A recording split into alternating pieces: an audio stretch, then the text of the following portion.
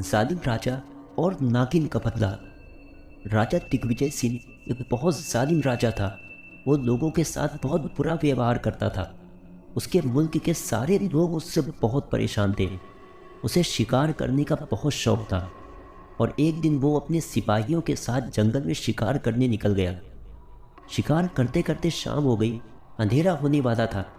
राजा के सिपाही भी उससे बिछड़ गए थे। वो अकेला ही जंगल में इधर उधर अपना घोड़ा दौड़ा रहा था।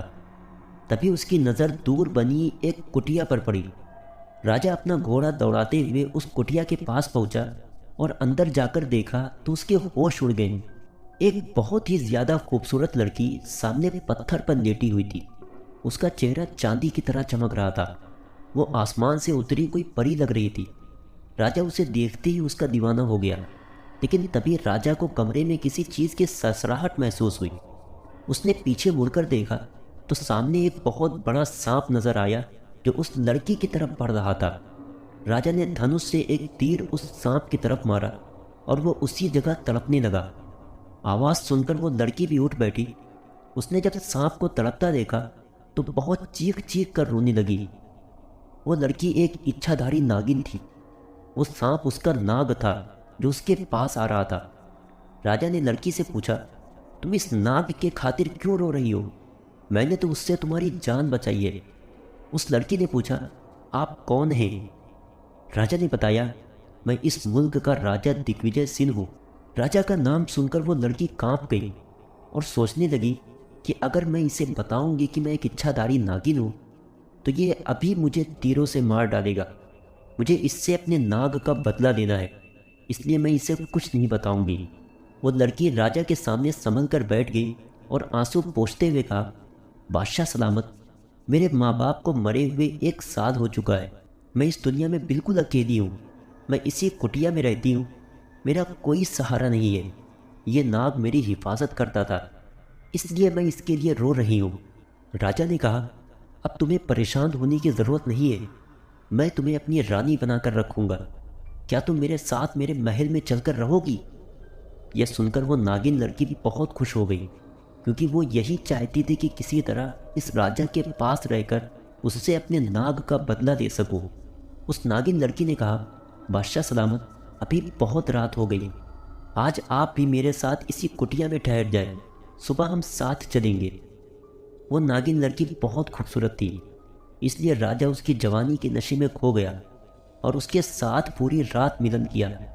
सुबह ये दोनों उठकर महल की तरफ चल दिए। जैसे ही उस नागिन ने महल में कदम रखा तो महल की दीवारें हिलने लगी। पेड़ों पर से परिंदे उड़कर भागने लगे और एक सरसराती हुई हवा राजा को बहुत तेज छूकर गुजरी। वो नागिन लड़की महल में एक रानी बनकर रहने लगी। राजा रोज रात में उसे आकर मिलता और सारी रात उसी के साथ गुजारता। इसी तरह 9 महीने गुजर गए और फिर वो दिन भी आया कि जब उस नागिन लड़की ने एक बच्चे को जन्म दिया। दाई ने जैसे ही लालटेन की रोशनी में उस बच्चे को देखा, उसकी तो चीखें निकल पड़ी, क्योंकि ये बच्चा आधा नाग और आधा इंसान था। दाई ने जाकर राजा को ये बात बताई तो वो भी दौड़ता हुआ कमरे की तरफ भागा। पूरे महल में अजीब खौफनाक आवाज़ें गूंज रही थी। सारे सिपाही डरकर महल के बाहर खड़े थे।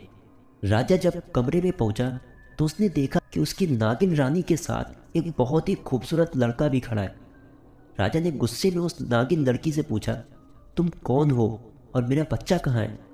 वो नागिन लड़की बहुत ज़ोर ज़ोर से हंसने लगी। फिर उसने राजा से कहा, राजा, तुम मुझे इंसान समझते थे, लेकिन मैं एक इच्छाधारी नागिन थी। तुमने मेरे नाग को उस कुटिया में मार डाला था। उसी दिन मैंने सोच लिया था कि अब तुम्हारे ही बच्चे की बलि चढ़ाकर मैं अपने नाग को फिर से जिंदा करूंगी।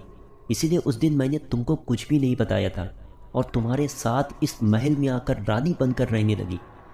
आज जब तुम्हारा बच्चा पैदा हुआ तो मैंने उसकी बलि चढ़ाकर अपने नाग को जिंदा कर दिया। ये मेरा नाग है, मेरी जिंदगी का हमसफर। अब मैं तुझे भी जिंदा नहीं छोड़ूंगी। इतना कहकर वो नागिन राजा की तरफ बढ़ी। राजा ने अपनी तलवार निकालकर उसे मारना चाहा, लेकिन अगले ही पल उस नागिन ने राजा के पैरों में डस लिया। राजा वहीं पर गिरकर तड़पने लगा। फिर वो नाग नागिन पता नहीं कहाँ गायब हो गए। सारे सिपाहियों ने उनको बहुत ढूंढा, लेकिन उनका कुछ पता नहीं लगा।